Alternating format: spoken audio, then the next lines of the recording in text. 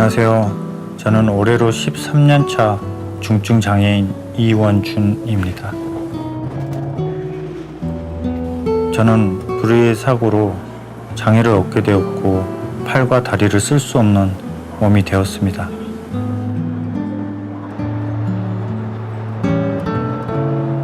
평생 휠체어를 타야 됩니다. 그리고 평생 신변 처리를 못합니다. 이 소리가 과거에는 엄청나게 충격적이었어요. 한때 세상을 떠날까 하는 나쁜 마음도 먹었지만 사랑하는 가족들의 도움으로 이겨낼 수 있었습니다.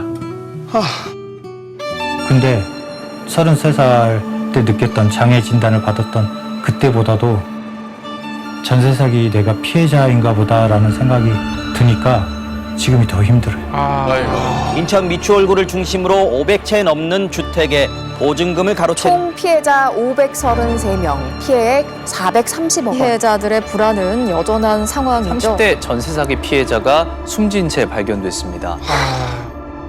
제가 살고 있는 빌라입니다. 집주인은 무려 250채의 집을 가지고 있다고 합니다. 이상하게 들리시겠지만 저는 전세 사기 피해자가 꼭 되어야만 합니다. 아니, 이게 무슨 얘기죠? 하이빅. 어머니 연락처로 전화 걸어줘. 1층.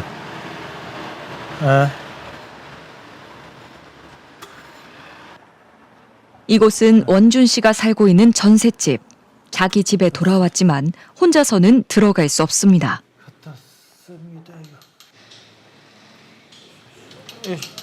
아이고, 내 집은 아니지만 이 집이 편하네. 중증 척수 장애인인 원준 씨는 머리로 휠체어를 조종합니다.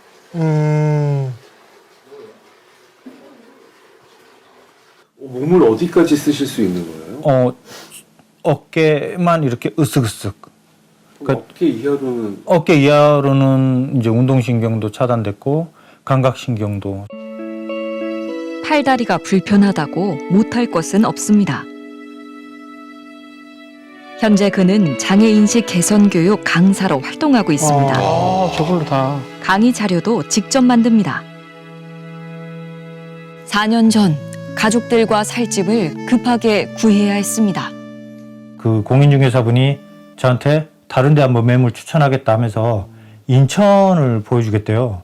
와서 딱 봤는데 생각보다 넓고 그리고 휠체어로 화장실 가야 되기 때문에 화장실 문을 열었을 때 변기가 정면에 있어야 되거든요. 맞네. 저 같은 경우에는. 그런 것도 딱 완벽하게 다 조건이 맞아진 거예요. 밖에 숲이 보이더라. 숲세권 있다고. 그리고 또 좋은 게 지하철역하고 가깝다. 조용하지, 또 햇빛 잘 들어오지, 또 숲 보이지. 그러니까는 어머니도 되게 마음에 들어 하셨어요. 깨끗한 신축 빌라. 입주를 망설일 이유가 없었습니다. 그렇죠. 문제는 2억 원이 넘는 전세금이었습니다. 예. 1억 3천만 원은 이제 은행에서 대출을 받았죠. 전세자금 대출. 나머지 부분을 어머니 그 돈으로 전부 다 채워 넣은 거니까 100만 원 빼고 어머니가 했네요. 7천만 원. 태어나서 처음으로 자기 방을 갖게 된 아이들은 새 집을 너무 좋아했습니다. 그렇겠죠. 그렇죠. 집안 곳곳에 남아있는 행복한 기억. 2년이란 시간이 금방 흘러 어느새 전세 계약 만료가 가까워졌습니다. 이제 뭐 언제 만기인데 뭐 연장을 할 거냐 아니면 뭐 나갈 거냐 뭐 이런 식으로 물어봤었던 것 같아요. 그러면 연장하겠다. 등기부등본 확인해 보셨어요? 예, 그럼요. 봤었죠. 그때도 뭐 다른 근저당이나 이런 거 담보 잡히거나 전혀요. 어. 예. 별다른 특이사항 없이 깨끗했던 등기부 등본. 심지어 채권사항이 기재되는 을구에는 기록사항이 아예 없었습니다. 원준 씨는 망설일 것 없이 2년을 더 살기로 계약을 맺었습니다.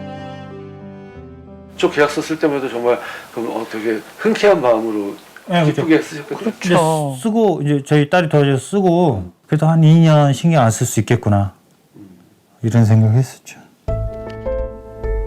그런데 올해 1월 청천벽력 같은 소식이 날아들었습니다. 갑자기 장문의 문자를 보내온 집주인. 내용은 충격적이었습니다. 집주인이 전세 보증금을 돌려줄 수 없다고 일방적으로 통보해 온 것입니다. 예? 아니 2억을 못 준다는 걸 문자로 했다고요? 그 문자를 보고 이게 거짓말 같잖아요. 거짓말 같죠. 전세 보증금을 못 주겠다. 줄 형편이 안 된다. 이게 무슨 소리지 하면서 그 문자 메시지를 읽고 또 읽었던 것 같아요. 2억 원이 넘는 전세금을 못 돌려준다는 집주인. 무슨 영문인지 직접 확인해야 했습니다. 아무리 전화를 걸어도 집주인과 통화를 할 수는 없었습니다. 이렇게 많이 전화를 했어요. 참. 너무한데요. 더 괘씸한 게 신호는 가는데 안 받아요. 전화기는 켜져 있는데 안 받죠. 안 받는 건 일부러. 예. 알고 보니 이 집은 전형적인 무자본 투자로 매매된 집이었습니다. 아, 전세가와 매매가가 같은 것은 물론 계약금과 잔금을 치르는 날까지 동일했습니다. 건축주가 새로 지은 빌라, 노갭 투자자와 전세 세입자가 나타나면 거래가 시작됩니다. 세입자는 건축주에게 전세금을 주고 빌라에 입주합니다. 전세금을 챙긴 건축주는 소유권을 넘기고 노갭 투자자는 새로운 집주인이 됩니다. 그냥 자기 돈 10원 한 푼 없이 집주인이 되는 거네요? 지금 2억 100만 원의 전세금이잖아요. 예. 지금 현재 이 집의 매매가는 얼마 정도? 대략 알기로 1억 7, 8천. 역전됐죠. 예. 그 깡통 전세죠, 한마디로. 원준 씨가 살고 있는 집은 매매가보다 전세금이 높은 깡통주택. 현재 2천만 원 이상 손실을 볼 수 있는 상황입니다. 저것도 팔렸을 때 얘기죠. 그렇죠. 맞아요. 팔렸을 때 얘기죠. 아니 2억 2천만 원 빌라가 1,530만 원에 낙찰됐다고요? 말이 되나? 16번이나 유찰됐어요. 네. 서울 양천구의 한 빌라에서 30대 전세 사기 피해자가 숨진 채 발견됐습니다. 아이고. 전 재산과 같은 전세금을 이대로 포기할 순 없습니다. 불편한 몸이지만 원준 씨는 움직여야 했습니다. 강직이 이렇게 오면 통증이. 아이고 세상에. 집에 있는 아이들이나 어머니가 알게 하고 싶지가 않더라고요. 너무 걱정할 거 아니에요. 불안해하고. 저 혼자 감당해야 될 것 같아가지고 얘기를 안 했고요. 원준 씨는 법무사와 공인중개사에게 상담을 받았고 전세 사기 피해 지원센터에 다녀오기도 했습니다. 아이고. 가장으로서 책임을 다하기 위해 백방으로 뛰며 할 수 있는 모든 노력을 했습니다. 하지만 원준 씨에게 돌아온 대답은 절망적이었습니다. 지금 현재 그 전세 사기로 입증할 만한 상황은 아니다. 기한이 남은 사람들한테는 그렇게 얘기가 되나 봐요. 아직은 확정된 게 아니니까 네. 피해자가 아니다. 예. 피해자가 아니다. 연락을 받지 않는 집주인. 답답한 마음에 다시 문자를 받다는 원준 씨. 어쩌면 전세 사기 피해자가 나 혼자만은 아닐 거란 생각이 들었습니다. 인터넷에서 집주인의 신상을 찾아본 원준 씨. 그랬더니 놀라운 검색 결과가 나왔습니다. 도대체 뭐가 나왔습니까? 바로 원준 씨와 같은 집주인에게 전세금을 건넨 사람들의 대화방이었습니다. 그렇게 모인 사람들이 무려 50여 명이 넘었습니다. 아이고. 단톡방으로 들어가게 됐고 거기 들어가 보니까 이제 피해자들끼리 서로 힘냅시다. 한번 우리 견뎌내 봅시다. 우리는 죽지 맙시다. 막 이러고 있거든요. 근데 사실은 피해자들이 한두 명이 아닌 거를 확인을 하게 되니까 더 정말 불안하더라고요. 이 집에 이사 온 지 4년째. 어머니는 단 하루도 방문을 닫은 적이 없습니다. 항상 귀를 쫑긋 세우고 있는 어머니. 언제 아들에게 도움이 필요할지 모르기 때문입니다. 아이고 어머니가 원준 씨의 그 팔다리 역할을 지금 하고 계신 거잖아요. 네. 옷을 입고 벗는 것도, 휠체어에 오르내리는 것도 어머니의 도움이 없으면 불가능합니다. 아들이 처음부터 장애가 있던 것은 아니었습니다. 대한민국 군인으로 기갑부대에서 근무했던 늠름한 아들. 이 세상에서 가장 착하고 가장 잘생긴 아들이었습니다. 하지만 아들은 자전거를 타던 중 불의의 사고를 당했고 중증 척수 장애를 갖게 되었습니다. 아이고. 내가 이 전세 사기를 당할 수 있다는 생각 해본 적 있으세요? 안 해봤죠. 우리한테도 이런 일이 있을까 봐 생각 어떻게 해봤겠어요, 사람이. 내 자식이 이렇게 장애인 된다는 생각은 진짜 꿈에도 안 해봤는데 내가 그런 일을 지금 겪고 있잖아요. 그럼 이 전세 사기 같은 것도 이렇게 말은 들어봤지만은 또 내가 이렇게 저기 할지는 몰랐고요. 근데 만약에 그럼 강제로 나가라는 거 어떻게 하실 거예요? 저희들도 보태야죠. 어떻게 나가 어디로 가요? 아유. 천천히. 이쪽으로 약간 삐뚤어져. 아들 앞에서는 내색하지 않지만 어머니 역시 이 집에서 계속 살 수 있을지 걱정이 앞섭니다.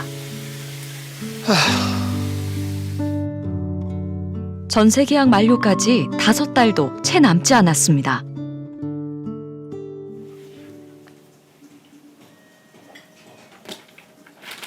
어머니의 기분을 풀어드리려고 원준 씨가 실없는 농담을 던집니다.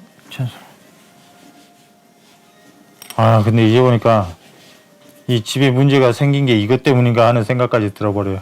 이 그림이 하필 집이 풍선에 매달려 날라가. 엄마 봐봐. 어디가? 내가 예전에 이거 바탕화면 계속 이거 썼잖아. 집이 풍선에 날아가고 있어. 왜 그런데?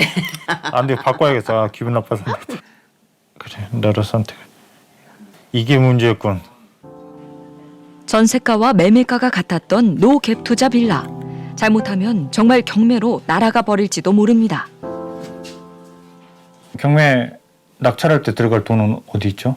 고민해봤는데 저금리 대출을 제가 받는다 했을 때 그걸 받는 용도가 사실은 뭐 경매 진행 시에 도움을 받겠다는 건 그런 거잖아요. 가족들과 이 집에서 계속 살려면 경매에 뛰어들어야 할지도 모릅니다. 그렇죠. 이미 전세자금 대출을 받은 원준 씨. 또 다른 저금리 대출이 절실합니다. 아이고 정말. 안녕하십니까. 금감독원 이천지원입니다. 네, 수고하십니다. 제가 뭐 좀 여쭤보려고 전화드렸어요. 네. 그 2%대 저금리 대출을 받을 수 있는 대상이 어떻게 될까요? 선생님도 그러면 어쨌든 좀 전세 사기 피해를 당하신 건가요, 그러면? 본인은 지금 전세 보증금을 상환할 능력이 안 된다. 기본 전제는 지금 네. 금융권이나 이런 데 전제는 결국 그게 전세 피해 확인 사실을 받아야 이제 지원을 하겠다는 거라 아, 결국 그거는 이제 그 전세 피해 센터에 있는 그 허브에서 발급을 해주는 거거든요. 네네. 감사합니다. 수고하세요. 네. 안녕하세요. 전세 사기 피해 확인서를 받아야만 저금리 대출을 신청할 수 있습니다. 코로나를 이기는 한세입니다. 코로나. 네, 전세 피해 지원센터입니다. 상담을 어느 정도 받았었는데 네. 뭐 명확한 어떤 그런 해결책은 못 들어가지고 지금 현재 저희 집주인 같은 경우에는 그 피해자로 지금 추측되는 게 250명이 넘어요. 그리고 지금 형사 고발된 상태는 뭐 한 26명 정도 이렇게 돼 있는 상태인데 그런 경우라면 뭐 이렇게 근데 뭐 형사 고소하신 경우에도 접수는 받아들 수 있는데 네네. 심사 결과 그 피해자로 확인받기는 좀 많이 어려운다고 얘기는 하네요. 어렵다고요? 그 신청을 하실 수는 있다고 합니다. 지금 상황이 참 답답하죠. 그렇네요. 저금리 대출이나 긴급 주거 지원 신청을 위해 꼭 필요한 전세 사기 피해 확인서. 그런데 올해 들어 발급된 건 단 107건에 불과합니다. 예? 100건 조금 넘는다고요? 전세 문제가 몇천 건씩 터지는데 너무 적은 거 아닙니까? 그렇죠. 전세 사기 특별법 정부 초안이 나오는 날. 원준 씨 가족이 마루에 둘러앉았습니다. 정부가 전세 사기 피해자들을 지원하기 위한 특별법을 오늘 발표했습니다. 특별법. 특별법은 피해 주택을 매수하느냐, 거주를 보장하느냐 하는 투트랙입니다. 관건은 법안에서 제시한 6가지의 요건을 갖춰 피해자로 인정받을 수 있는 겁니다. 자, 그런데 사기 피해자로 인정받기 위해서 충족해야 하는 조건들이 워낙 까다로워서 피해자 대책위원회는 저게 문제야. 반대 입장을 밝혔습니다. 내가 피해자인 거를 입증해야 돼. 야, 참. 전세 보증금을 못 받는 상황이면 무조건 피해자로 인정받아야 되는 거 아닌가요? 집주인이 뭐 한두 채 가지고 있는 것도 아니고 수백 채를 가지고 있는 상황이면 그 갭 투자해가지고 하는 방식으로 지금 깡통 전세 만들어 놓은 거잖아요. 그러면은 무조건 이건 보나마나 전세 사기 피해자로 인정을 할 수밖에 없는 상황일 것 같은데. 오늘 처음 알게 된 거라 사실 지금 많이 고민하고 있어요. 여기서 좋은 친구들 많이 사귀었고 또 이사 가게 되면 멀어질 수도 있으니까. 전세 기간이 끝나면 어떻게 되는지도 모르고 잘 모르니까.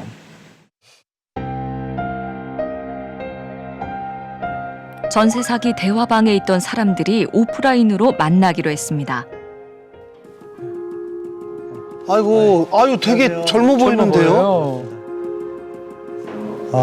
안녕하세요. 네. 찌혜님 부부 여기 앞에 앉으시면 될 것 같아요. 아, 두 분은 부부인가 봐요. 저희는 1억 9,200이 전세가고요. 저 8천만 원이요. 전세 8천이란 말씀이시죠? 네.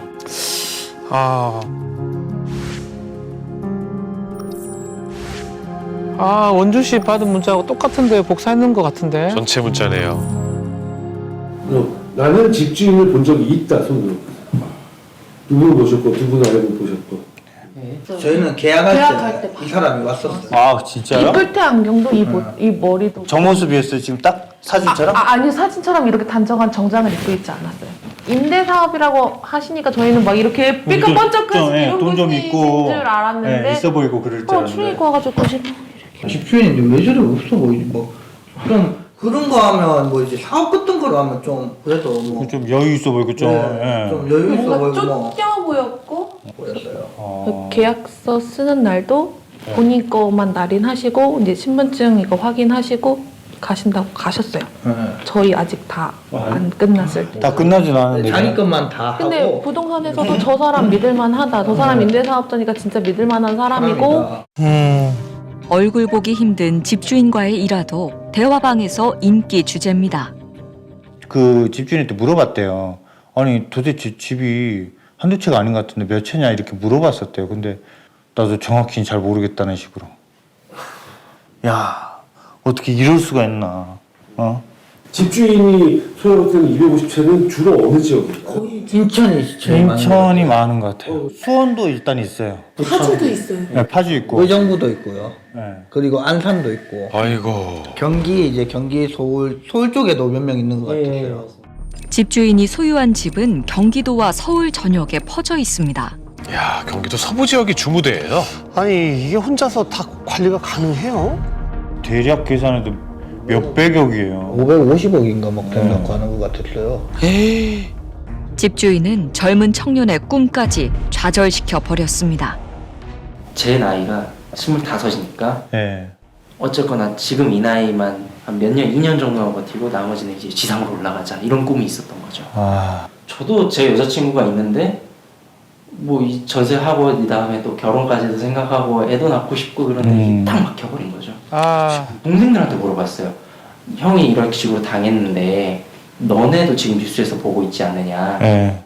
그러면은 어쨌거나 너네 테크트리가 월세, 전세, 매매 이런 식으로 어쨌든 사회생활하면서 이렇게 하는 게 꿈이고 이 나라의 이제 그건데 너는 어떻게 생각하냐니까 자기는 무서워서 전세 못 가겠다고. 내가 집을 지금 집값도 엄청 올라 있고 전세는 이렇게 멀뚱히 날아가 버렸는데 그러니까 애들도 다 똑같이 생각해요. 내가 이대로 결혼할 수 있을까? 맞아요. 차렷. 예충 샷. 아빠한테 경례. 아이가 4살인데 작게라도 돈을 좀 벌으려고 일을 다니고 있거든요. 식당에서 일하고 있거든요. 아이가 딱 어린이집에 있는 정도만 일을 할 수 있어서요. 사람 만나기를 참 좋아하는 사람이었어요. 저는 또 올라가. 못 살 것 같았어요. 너무 힘들어가지고. 그래서 저도 그 일 겪고 너무 많이 울었거든요. 저는 지금 개인 회생을 좀 더 알아보고는 있어요. 오히려 13년 전에 장애인으로 평생 살아야 된다고 했을 때 얘기 들었던 때보다 지금이 더 불안해요. 저 같은 경우도 아직까지는 피해자가 아니에요. 맞아요. 저희도 네, 우리는 아직 피해자가 아니에요. 네, 아무도 피해자가 아니에요. 네. 저는 일단은 뭐 집주인 본인이 전세보증금을 못 주겠다라고 이미 한 상태인데도 우리는 피해자가 아닌데 누가 봐도 우리는 피해 예정자들인데 네? 그러니까 일단 일이 터져야지만이 뭔가 우리가 그 다음 단계를 진행할 수 있다는 것도 너무 억울한 것 같아요 진짜. 네, 맞아요. 두 분 다 지금 집주인 얼굴을 본 적이 없어요? 한 번도. 저는 직접 본 적도 없고 전화 통화는 한 번도 없어요. 저도 한 번도. 노 갭투자 계약을 성사시킨 부동산. 공인중개사들은 원준 씨의 빌라가 깡통 전세가 될 수 있다는 것을 몰랐을까? 전세 계약에 연관된 부동산들을 찾았습니다. 최초로 빌라를 중개해준 부동산. 부동산이 사라졌어요. 두 번째 전세 계약을 대리한 부동산도 다른 부동산으로 바뀌었습니다. 아, 참. 집주인에게 수차례 문자와 전화를 했지만 그의 입장을 들을 수는 없었습니다. 제가 여기 2019년 10월 4일에 이사 왔거든요.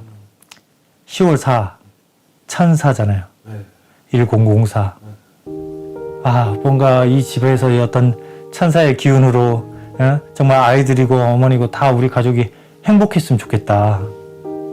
그래서 의미 있는 날 이사했으니까 하면서 되게 잘 살아보자 이런 생각밖에 없었던 것 같아요. 오는 10월 3일이면 전세 계약이 만료됩니다. 그 이후에도 지금처럼 웃을 수 있을지 아직은 알 수 없습니다. 뉴스 그 전세 사기 관련된 뉴스가 딱 나오는데 거기에서 위로를 해주더라고요. 그 전세 사기 피해자분들의 뭐 잘못이 아니다.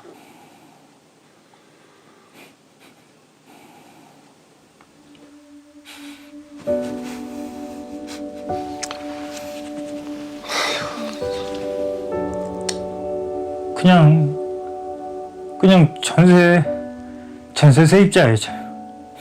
그냥 돈이 없어서 집을 못 사니까 은행에서 돈 빌려서 있는 돈 끌어모아가지고 가족들 살 수 있는 집 구한 거밖에 없잖아요. 그게 그렇게